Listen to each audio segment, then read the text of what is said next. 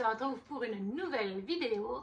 Et comme je vous l'avais dit la semaine passée, il s'agit de ma pile à lire pour le Pumpkin Autumn Challenge 2025, qui est comme chaque année depuis sa création, organisé par Gimose de la chaîne Gimose Terrier. Donc vous aurez la vidéo de présentation de cette année en barre d'infos pour pouvoir aller voir toutes les explications. Cette année, le challenge aura comme thématique l'auberge des histoires extraordinaires.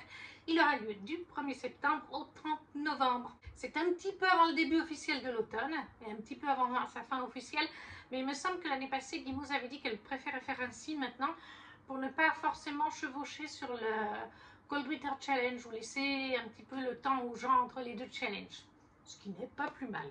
Et on commence avec le premier menu qui, comme chaque année, il y a deux menus qui restent au niveau des titres et un troisième menu qui change.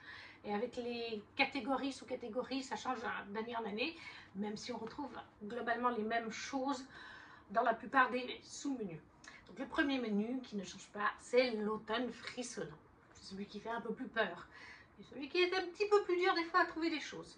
La première sous-catégorie cette année, c'est Monster Mash. Je crois que ça vient d'une chanson. Les mots-clés sont Halloween, créature, classique, comédie et danse. Moi, j'ai opté pour Halloween et créature. Avec, je vous le mets ici, un livre que je vais lire en audio, Agence Perdido, le tome 2 de Victor Dixon, qui va sortir tout prochainement, que ce soit en audio ou en livre broché ou en relié. Je crois qu'il sort en septembre. Voilà, il me semble que c'est courant septembre. Je sais très bien que c'est dans pas longtemps parce que Raphaël, au travail, le petit garçon, l'a lu l'année passée le tome 1 et il attend depuis donc bientôt une année ce deuxième tome avec impatience. Quant à moi, je possède le tome 1 en relié. Je l'ai d'abord lu en audio, enfin plutôt écouté en audio, l'année passée au mois d'octobre, et c'est ce que je vais faire avec ce tome 2. Et après, je l'achèterai plus tard, bien sûr, d'occasion, le relié comme j'avais fait pour le premier. Je voulais d'abord être sûre d'apprécier. Et puis comme ça m'avait permis de le lire un peu en même temps de Raphaël. Je lis un petit peu. Parce qu'au travail, moi j'écoute les audios en allant au boulot. Donc à peu près 40 minutes d'audio par jour. Raphaël a fini le tome 1 avant moi. Donc dans Agence Perdido, en fait, on suit une petite fille qui va, en fait, qui vit en Amérique. Et sa maman un jour a disparu. Voilà, soudainement. Et tout laisse à penser qu'en fait elle n'a pas disparu de sa propre volonté, un peu comme si elle avait été enlevée, parce qu'il y a des choses, voilà, de toute façon elle vivait seule, la maman et la petite fille, et il y a des choses pas claires. Et un an ou deux après, de mémoire, elle est chez sa tante à New York, et Lucie en fait va découvrir que les croque-mitaines existent, qu'ils sont dans un univers parallèle au nôtre et qu'ils nous enlèvent des objets ou des personnes autour de nous, et il existe des gens, les retrouveurs, dont une agence, l'agence de Rita Perdido, existe afin d'essayer de retrouver ces gens et ces objets que les croque-morts, les croque-mitaines, pardon, ont kidnappés, volés. Et elle va s'impliquer avec Rita Perdido et d'autres personnages dans cette quête pour retrouver peut-être sa maman, puisqu'elle soupçonne que c'est en fait un croque-mitaine qui aurait enlevé sa maman. Voilà, donc ça c'est Agence Perdido. Je vous ai résumé très brièvement le tout début du tome 1. C'était vraiment une super lecture. Je vous en reparlerai un de ces jours, je ne sais pas quand. Mais c'était une très bonne lecture, encore un très bon Victor Dixon qui est en plus accessible à partir de 11 ans, comme il l'avait dit l'année passée, ce que je lui avais demandé, parce que Raphaël était très intéressé. Alors lui, il l'a lu alors qu'il avait 10 ans, mais il a super bien compris. Donc Agence Perdido, le tome 2, qui sera écouté en audio sur Audible pour cette première sous-catégorie dans le menu automne frissonnant. Monster Mash pour les mots-clés, Halloween et créatures, on est totalement dedans. La deuxième sous-catégorie, c'est seriez-vous capable de l'arrêter? Les mots-clés, il y en avait beaucoup. Thriller, enquête, suspense, identité, philosophie, paradoxe, manga. Elle a mis beaucoup de thématiques, comme ça on peut viser large. Moi j'ai choisi thriller et enquête et suspense. Je pense que les trois mots-clés vont aller. Et j'ai mis un livre que je ne me suis pas pris moi, j'ai eu dans le calendrier de l'Avent de Once Upon a Book Box en 2023. Petit meurtre à Games, qui est de Alexandra Benedicta chez Pocket. Voilà, c'est pas du tout ma tasse de thé. Et donc on nous dit, Lily chérie, j'ai bien conscience que tu n'as aucune envie de remettre les pieds à Endgame. Je sais qu'hériter du manoir ne t'intéresse pas, mais je t'implore de participer. Il est grand temps que tu apprennes la vérité et elle te sera révélée par le jeu de piste de Noël. En recevant cette lettre de sa tante, Lily Armitage n'hésite pas longtemps. Depuis 20 ans que la mort de sa mère la hante, voilà l'occasion d'en connaître l'assassin. Direction Endgame, ses cousins cupides, son labyrinthe d'indices et son cluedo de Noël, plus vrai que nature. Un cosy mystérieux haletant, entre tradition de Noël, retrouvailles familiales tendues et disparitions inquiétantes. C'est de Ici Paris, le petit avis. Voilà, donc c'est un cosy mystery, donc je pense que le suspense, qu'est-ce que je dis, suspense, enquête, peut-être thriller aussi, devrait certainement jouer. C'est une catégorie pas évidente pour moi parce que c'est souvent la même. Bon, après, il y avait d'autres mots-clés, mais les mangas, j'en lis pas non plus. Identité, philosophie, ouais, pas vraiment mon truc, la philosophie. Donc, j'aurais pu peut-être mettre un Dan Brown que j'avais, Forteresse Digitale. Je pense que ça aurait été à peu près pour les mêmes mots-clés. Mais voilà, j'ai mis celui-là. Donc, Petit meurtre à Endgame, chez Pocket d'Alexandra Benedict. La troisième sous-catégorie du menu automne frissonnant, c'est ceux qui ignorent qu'il n'existe pas. Les mots-clés, c'est fatalité, deuil, esprit, fragments, secrets, combat, peintresse, art et œuvre française. J'ai choisi les mots-clés œuvre française puisque c'est une autrice française. Secret et combat, parce que vis-à-vis de la couverture du résumé que je vais vous lire, je pense que ces deux mots-clés, enfin ils y sont. Secret, il est cité. Donc, ça rentre. Dieu et sorcière d'Angèle Arkin aux éditions Plume Blanche. Je me suis mis plein de livres de chez Plume Blanche là pour ce pack et encore j'ai pas tout rentré. Il y a encore le challenge de Gladys normalement, Frisson d'octobre, où il y en aura un ou deux. Mais voilà, pour le pack j'ai mis Dieu et sorcière d'Angèle Arkin qui est un one shot. Si je me trompe pas, c'est une vraie romantécie, la première vraie romantécie chez Plume Blanche, même si en début d'année ils ont quand même fait aussi Entre nous la rivière d'Alexiane de Lys qui est aussi un peu romantécie. Et donc là on nous dit, Arène, assassin repenti, traîne dans sa fuite le poids de ses péchés. Pour échapper à la mort, il se réfugie dans un vieil hôtel perdu au milieu des bois que les superstitions estiment hanté par des sorcières.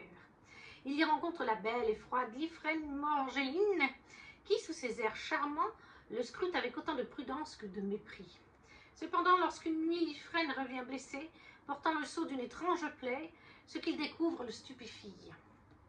Alors qu'il pensait arpenter le chemin de la rédemption, Arène se rend vite compte que son destin lui échappe et qu'il n'est pas prêt à laisser tomber les armes.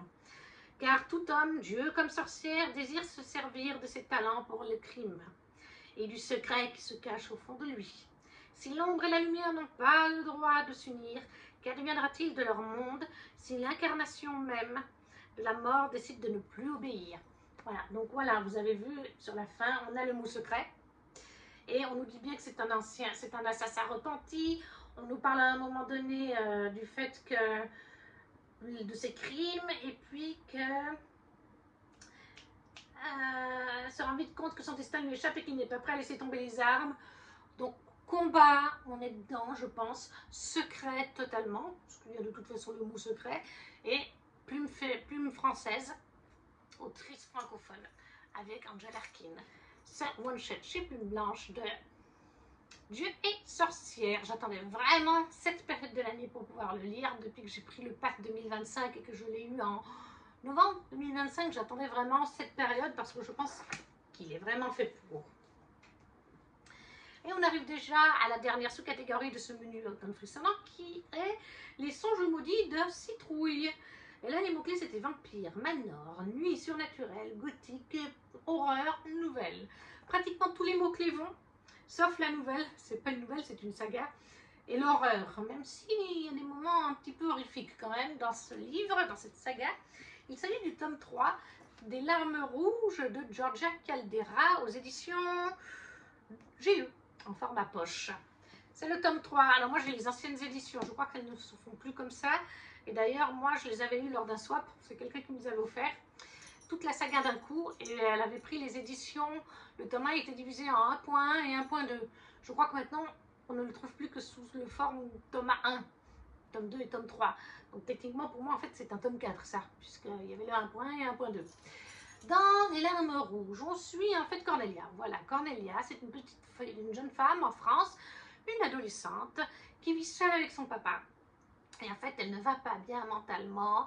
Et un jour, elle va tenter de se suicider. Ça va presque réussir. Elle va être sauvée par quelqu'un. Et elle va passer des mois, bien sûr, à l'hôpital.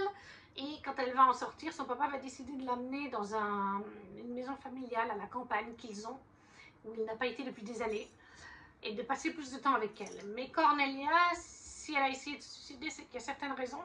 Et surtout, là, actuellement, Cornelia entend des voix, voit des choses. Elle ne sait pas si c'est réel ou pas, si c'est dans sa tête. Elle n'en a pas parlé au psychologue à l'hôpital, bien sûr. Enfin, je crois qu'au début, oui, mais plus après. Parce que sinon, elle n'aurait pas pu sortir de l'hôpital, elle serait toujours dedans. Et lorsqu'elle va arriver dans cette campagne, elle va voir qu'un de ses voisins est un homme qui possède un manoir. Henri, voilà. Henri qui possède un manoir. Henri qui est un peu, pas vraiment très souriant. Beaucoup mort en fait. Voilà, si je vous ai dit que ça allait dans la catégorie vampire, de toute façon, je pense, dès le résumé du tome 1, on s'en doute, Henri est un vampire. Voilà. Et bien sûr qu'elle va être captivée par lui, même si elle ne sait pas ce qu'il est tout de suite. Elle sent qu'il est différent. Hein. Je veux dire, voilà, il est froid, il est un peu... voilà. Et puis, surtout, elle fait, en plus de ça, des rêves. En plus de voir des choses quand elle est réveillée, elle fait des rêves. Des rêves où elle voit Henri et elle. Sauf que c'est clairement pas à cette époque, que ça semble être des siècles plus tôt. Chose qui la perturbe d'autant plus. Et quand elle en parle avec Henri, ben, voilà, Henri ne dit pas qu'elle est zinzin ou quoi que ce soit. Bien au contraire, Henri cherche à la protéger. Et Henri cache plein de choses. Et même Cornelia cache plein de choses, mais je ne vous en dirai pas plus, sinon ça vous gâcherait le plaisir.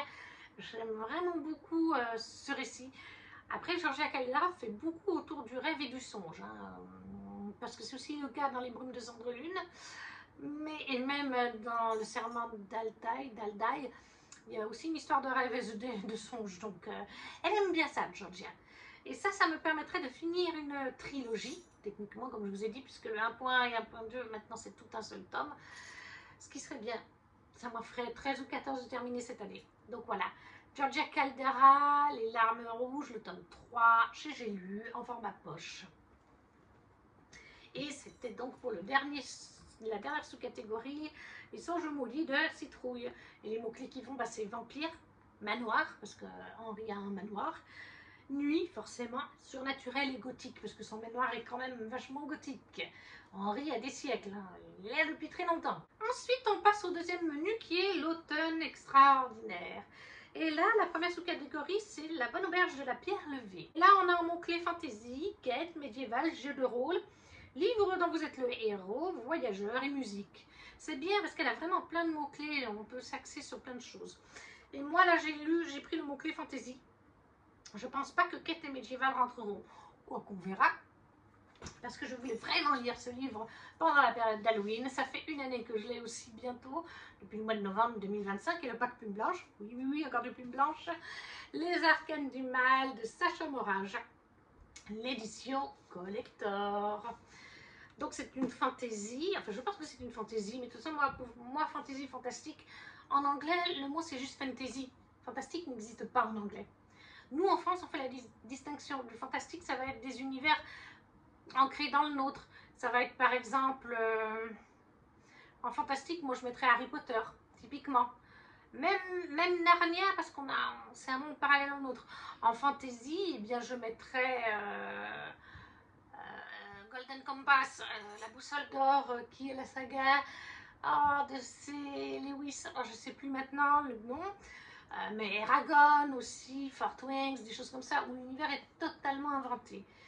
Là, on nous dit, Alicia rêve de voir, d'être comme tous ceux qui l'entourent, sa vie déjà compliquée, prend un tournant mortel lorsqu'elle s'engage dans les couloirs de l'université des sciences voilées. Pourtant, tout change. Une nouvelle voie existe pour Alicia et elle a la forme d'un mystérieux jeu de tarot. Des cartes qui semblent vouées d'une volonté propre et dont les dessins s'écrivent en lettres de sang. Voilà, donc On ne peut pas mieux faire pour la période Halloween et du Pumpkin Autumn Challenge.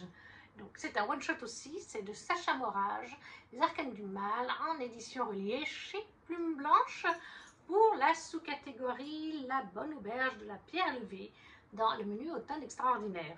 Uniquement, je pense, le mot-clé fantasy. Après, peut-être que, comme je vous ai dit, médiéval, peut-être que là, on n'a pas d'indication. En tout cas, pour l'instant, c'est assez vague.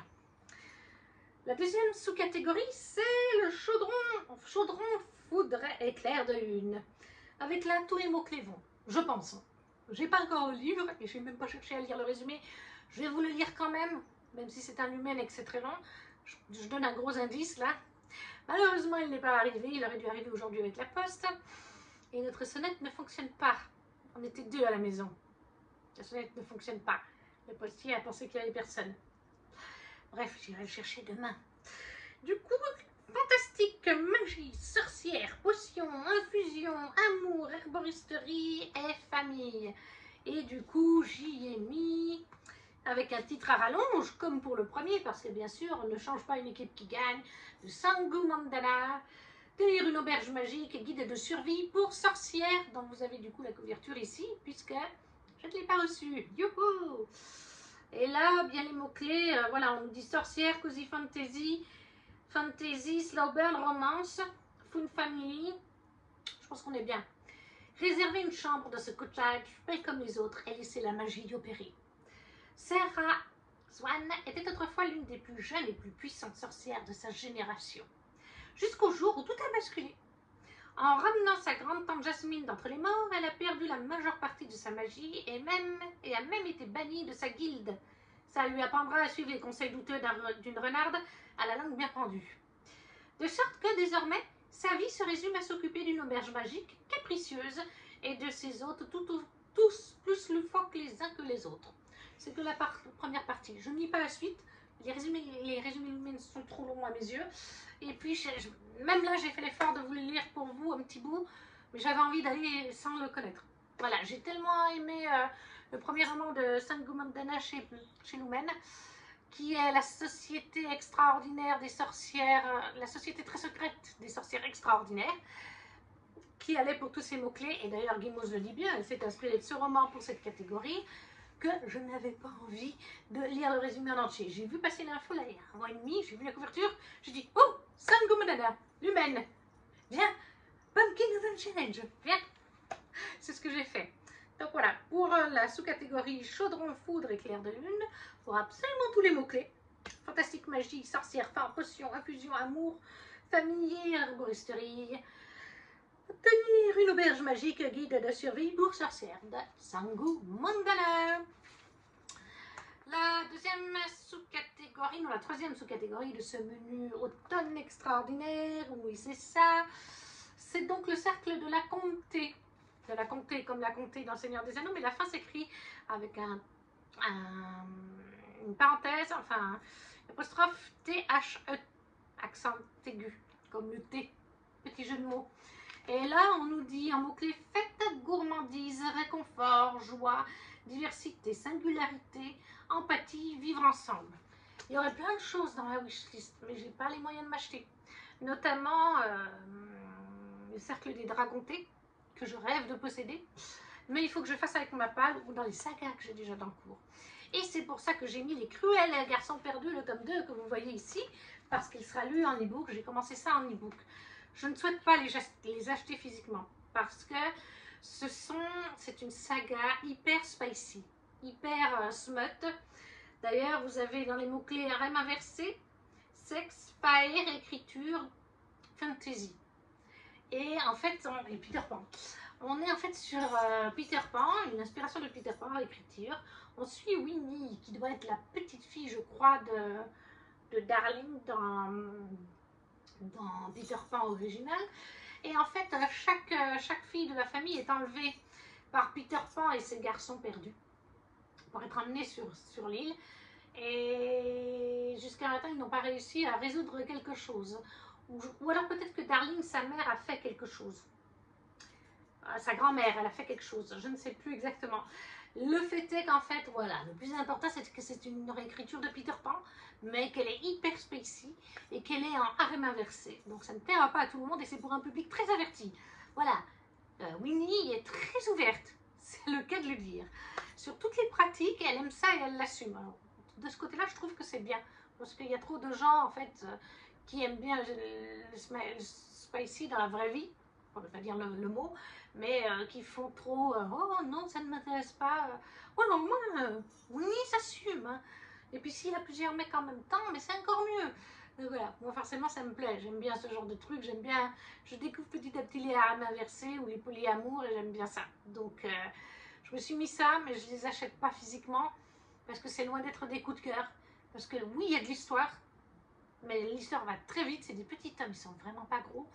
Et il y a 50% d'intrigue et 50% de spicy ou de mots crus, etc. Donc c'est pour ça que je m'étais dit je les testerai parce que je sais que ça peut me plaire vis-à-vis de ça, mais que c'est peut-être pas quelque chose que je veux posséder parce que je me doutais que ça n'allait pas être un coup de cœur vis-à-vis de ces éléments, de ces éléments-là, je vais y arriver. Donc voilà, Nikki Synchro, c'est paru chez Corrigan en format, chez Roncière en format physique. Et donc c'est ça, c'est le tome 2 et c'est pour la troisième sous-catégorie, le cercle de la comté. Et j'ai mis pour les mots vivre ensemble, puisque Winnie vit avec les garçons perdus, ça rentre. Diversité, puisque Winnie se fait un petit peu tout le monde chez les garçons perdus, voilà. Et singularité, parce que Winnie est du coup très singulière, en s'assumant au niveau sexe et tout ça comme elle le fait. C'est pas quelqu'un d'ordinaire, c'est quelqu'un, voilà, elle s'assume, elle est singulière à ce niveau-là, et elle a aussi un sacré tempérament aussi. Donc ça, c'est Nikki Synchro, le tome 2 de Cruel garçon perdu chez Roncière. En quatrième sous-catégorie, nous avons lettre latte. Nous avons latte, une variation sophistiquée et crémeuse. On nous demande comme consigne une couverture aux couleurs d'un latte à la cannelle et à la cardamome. Ou sinon, grosso modo, du beige et du marron. Et pour l'instant, je ne l'ai pas encore. Je pense que les envois vont commencer en septembre, octobre. En tout cas pour l'automne, puisque c'est un livre de l'automne. Je vais donc vous le chercher pour vous en parler. Il s'agit d'un automne à Maple Creek de Laetitia Arnaud chez Tunkel Édition, en relié bien entendu. Et en mot-clé, on a automne, Vermont, cosy, romance d'une petite ville, slow burn, lumpy for sunshine. Je vais vous lire le résumé, mais voilà, vous avez la couverture, donc on est totalement sur des beiges et marrons. Quand la séance de dédicace d'Elvira Marzolz vire au fiasco et qu'elle apprend que son éditrice met fin à la promotion de son dernier livre, la jeune romancière panique, prise entre doute et pression. Aussi, quand sa grand-mère frappe à la porte de son appartement ancien, elle espère trouver du réconfort auprès d'elle. Mais Aubin Nicole n'est pas dans son état habituel et a tout l'air d'une enfant qui a fait une grosse bêtise. Elle a gagné un voyage en Nouvelle-Angleterre pour admirer les merveilles automnales et compte sur sa petite fille pour l'accompagner. Après une réflexion, Elvira y voit une occasion de renouer avec l'inspiration qui lui fait défaut. 2 jours plus tard, les voilà dans le Vermont. Hélas, le voyage organisé tourne court quand le chauffeur du bus se fait arrêter et le guide disparaît. Abandonnés à leur sort, Elvira et Nicole trouvent refuge à Maplefell Creek, dans une auberge tenue par Tammy, une adorable quinquagénaire, et Warren, son fils aussi séduisant que grincheux, qui ne supporte pas les touristes et les sans-gêne. Entre soirées au coin du feu, festival d'automne et flamboyant coucher de soleil sur Silver Lake, l'endroit a tout pour plaire à Elvira et Nicole. Alors tant pis pour Warren, ses préjugés et son fichu caractère. On est clairement, c'est pas marqué, mais on est pour moi clairement aussi sur un cosy romance, on va dire comme ça. C'est pas du cosy fantasy, je pense pas. Laetitia Arnaud, ça reste souvent de la romance, donc je pense que c'est plutôt un cosy romance. Je sais pas comment appeler ça. Mais voilà, pour un automne à Maplefell Creek de Laetitia Arnaud aux éditions Twinkle Édition, c'est le cas de le dire. On en finit déjà le menu automne extraordinaire et on passe au menu automne rayonnant. Et la première sous-catégorie, c'est je ne couperai pas mes cheveux, je ne parlerai pas moins fort. Là, on avait un mot-clé mythologie, chasseresse, liberté, émancipation, féminisme. Et j'ai mis le mot-clé chasseresse parce qu'en fait, je voulais vraiment mettre ce livre dans le pack ou dans le frisson d'octobre de Gladys, des pépites de Gladys. Parce que ça fait déjà 2 ans, c'est le deuxième automne où il est là et qui me fait très envie. I Put a Spell on You de Max L. Teliak aux éditions Black Ink. Je pense que ça peut jouer pour ce côté chasseresse. Vous allez voir le résumé. Rosina et ses 2 sœurs forment un redoutable trio de traqueuses. Voilà, du côté chasseresse. Leur job, pourchasser des sorcières aux intentions obscures. Les récents événements les poussent sur une piste inquiétante. Des humains sont retrouvés lobotomisés. Charmant. Sur la route de la jeune chasseuse se dresse Alistair, un puissant sorcier aussi charismatique que ténébreux. Leur animosité réciproque se trouve décuplée quand ils s'aperçoivent qu'un mystérieux sort les unit tous les deux et les empêche de s'entretuer. Chacun devra composer avec son ennemi naturel pour lever le voile sur la machination qui les dépasse. Et quand l'attirance magnétique qu'ils ressentent l'un pour l'autre s'invite dans l'équation, le danger rôde là où on ne l'attendait pas. Au fil de nombreuses épreuves, du cœur des enfers au voyage dans le temps, les 2 aimants d'une polarité inverse finiront-ils par fusionner? Et si toutes les potions, les filtres d'amour restaient Et si de toutes les potions, le filtre d'amour restait le plus puissant? Voilà, de Max L. Teliak aux éditions Black Ink, I Put a Spell on You. Pour le mot-clé chasseresse dans la sous-catégorie, je ne couperai pas mes cheveux, je ne parlerai pas moins fort. Et c'est dans Automne rayonnant.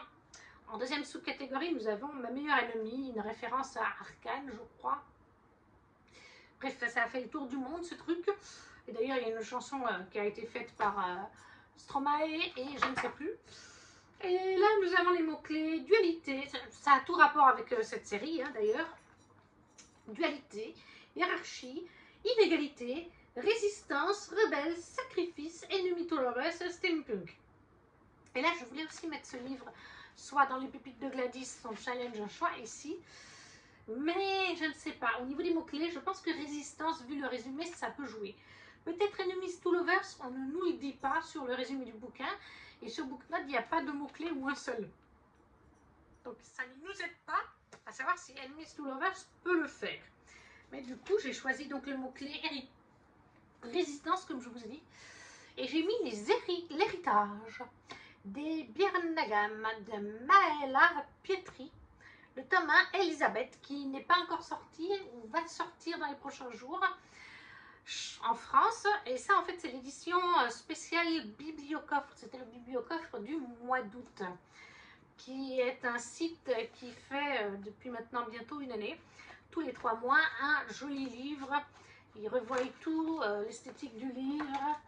Ils font un jaspage, voilà, une couverture, un dessous de couverture, des pages de garde, bref, un peu comme elle a fait Erigout, mais version française. Et ce livre, en fait, n'est pas encore sorti parce que l'autrice, Maëla Pietri, est québécoise, canadienne, et il est d'abord sorti au Québec et il sort après en France. Donc c'est pour ça qu'il y est, voilà, il sort tout juste maintenant, je crois, ou il va sortir en France. Donc je vais vous lire le résumé. Si je le trouve, il y a juste une phrase derrière. Elisabeth Birnagam, duchesse au charme ensorcelant, cache de sombres secrets sous ses airs innocents. Dernière descendante d'une lignée de mages puissants, elle mène une double vie entre le faste de la haute société et les ruelles sombres de Nottingham.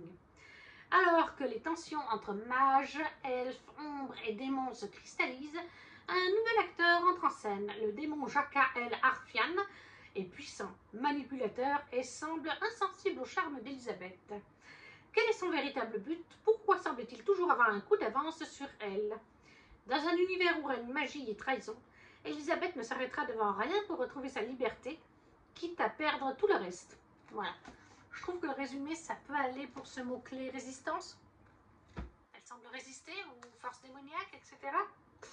Après, je vous dis, Enemies to Lovers, moi j'ai l'impression que ça va être son love interest, le démon. mais je peux me tromper, il n'y avait pas d'autres mots-clés dessous, pas du tout.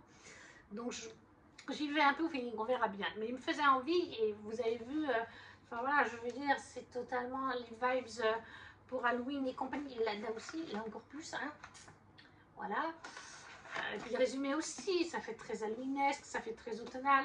Donc voilà, l'héritage des Birnagam, parce que je ne le connaissais pas du tout, j'ai du mal avec le titre. J'ai écrit l'héritier d'ailleurs sur mon truc pour le pack de Malapietri. Pour la sous-catégorie, donc ma meilleure ennemie, pour le mot-clé résistance, c'est peut-être Miss to Lovers. Voilà, nous verrons bien. Et la maison d'édition en France, je ne vous ai même pas dit, parce qu'il y a quand même une maison d'édition en France. Luxanox, voilà, pour la maison d'édition. Luxanox. Ensuite, on passe à l'avant-dernière sous-catégorie déjà, qui est pour nous qui avons besoin de souffler. Les mots-clés, c'était écologie, nature, conscience, espoir, paix, poésie, solarpunk. Et j'ai mis ce livre pour nature et peut-être un peu écologie. Je pense pas que les autres vont rentrer. À voir. Et puis il fallait que je me le mette parce que je vais terminer cette saga. Parce que ça s'appelle, c'est quand même une saga, même si les tomes peuvent se lire indépendamment les uns des autres et dans l'ordre qu'on veut. Les Maîtres des Saisons, le tome 4. La désolation de l'automne. De Jenny Bergier, aux éditions Plume Blanche. Oui, encore de Plume Blanche. Donc voilà, ça c'est le dernier tome. Mais là, il faut encore que je lise le tome 3, celui sur l'été. Parce que je les ai quand même lus dans l'ordre de sortie, même si Marion le dit bien, hein, l'éditrice, on peut le lire dans l'ordre qu'on veut. On n'est même pas obligé de tous les lire. Hein. C'est des petits one-shots pas très épais. Là, cette fois, on nous dit, alors que la maîtresse de l'automne s'éveille, le gardien attend, fou amoureux d'elle. Il ne s'éloigne jamais lorsque son heure à elle est venue. Comme chaque année depuis des siècles, Chang Hei ne pense qu'à son objectif, retrouver son mari, otage du gardien, qui s'assure ainsi de l'obéissance de la jeune femme, à défaut de posséder la clé de son cœur. Cette saison, la triade lui offre une lueur d'espoir, le grand tournoi. Chang Hei doit subir de terribles épreuves et affronter de redoutables ennemis, mais la récompense vend toutes les peines. Une faveur, n'importe laquelle. Plus que jamais, la maîtresse de l'automne ne reculera devant rien pour sauver l'amour de sa vie, rencontré lors de son existence humaine à l'époque de la Chine antique. Oui, oui, oui, oui. Donc voilà, le dernier tome de la saga de Jenny Bergier aux éditions Plume Blanche, La désolation de l'automne, qui est donc fait pour aller dans un pack. Il n'y a pas de secret, il n'y a pas de mystère. Voilà, mots-clés nature, bah ça c'est sûr, puisque chaque maître de la saison en question possède des pouvoirs liés à sa saison. Donc nature, oui, à un moment donné, on va certainement l'avoir. Les maîtres des saisons, ils fabriquent en fait des globes, avec à l'intérieur des vents, des machins, liés à leur saison. Donc de toute façon, nature, ça rentre. Écologie, je pense quand même qu'il y aura des notions. En général, il y en a un petit peu. Après, soins, espoir et paix, poésie, non, ça c'est sûr. Conscience, paix et espoir, je ne pense pas. Mais on peut être surpris. Donc voilà, La désolation de l'automne de Jenny Bergier. Pour cette sous-catégorie de pour nous qui avons besoin de souffler. Et la dernière catégorie de ce challenge, sous-catégorie de ce challenge, c'est rester tout le temps avec Brindille. Et les mots-clés, c'est amitié, animaux, soins, aventurière, changement, jeunesse, BD. Moi, j'ai choisi les mots-clés jeunesse, BD et amitié, avec une saga à avancer. Les carnets de cerises, le tome 5 de Joris Choblin et de Aurélie Neyrette, voilà, chez Métamorphose. C'est le tome 5. On suit là une petite fille cerise qui a comme amie une dame d'un certain âge qui est écrivaine. Et Cerise elle-même rêve, quand elle sera grande, de devenir écrivain ou journaliste, en tout cas d'écrire. Et son amie lui a conseillé de tenir un journal où elle va écrire des choses vis-à-vis des gens qu'elle rencontre. Par exemple, vous rencontrez quelqu'un dans la rue et vous faites des suppositions. Alors, cette dame, elle est habillée de cette façon, donc en fait, elle travaille dans tel secteur, elle fait ci, elle fait ça. Et puis, des fois, les informations se révèlent vraies. Des fois, elle va parler avec ces gens et donc elle prend des notes sur les choses qu'ils vont lui dire. Et en fait, petit à petit, en faisant ça, elle va se rendre compte qu'il y a des fois des gens qui cachent des choses, qui ont des mystères autour d'eux et forcément ça l'intéresse. Elle veut résoudre ces mystères, les comprendre. Et c'est, voilà, chaque tome, il y a un mystère lié à une personne, plusieurs personnes. Dans le tome 1, c'était un monsieur lié à un vieux zoo qui était à l'arrêt, par exemple. Dans un tome, on a eu une histoire liée à Noël et à une jeune femme et à son père de mémoire. Bref, c'est toujours très touchant, c'est des très belles planches. Je vais essayer d'en trouver. Voilà. En plus, elle est aidée par ses deux meilleurs amis. C'est pour ça qu'il y a le côté amitié, BD, jeunesse, parce que c'est aussi une BD jeunesse. Donc, Les Carnets de Cerise, le tome 5 de Joris Chambellan et Aurélie Neyrette chez Métamorphose Collection. Pour la dernière sous-catégorie, qui est donc restée tout le temps avec Brindille, et c'était aussi la dernière sous-catégorie de ce challenge. Et voilà, ma pile à lire pour ce challenge est à présent terminée. Il en manque 2 physiques puisqu'ils ne sont pas encore arrivés à la maison et d'autres en e-book ou en audio. Mais il y a bien 14 livres. N'hésitez pas à me dire en commentaire si vous avez lu certains de ces livres, s'ils vous font envie, si vous participez au Pumpkin Autumn Challenge et si vous avez une vidéo. Moi j'adore regarder les vidéos pendant le pack. Si vous ne savez pas quoi mettre en commentaire, un petit emoji, ça soutient la chaîne, comme le petit pouce. À partager la vidéo aussi si le cœur vous en dit. Et nous on se retrouve très vite pour une prochaine vidéo. Ciao ciao!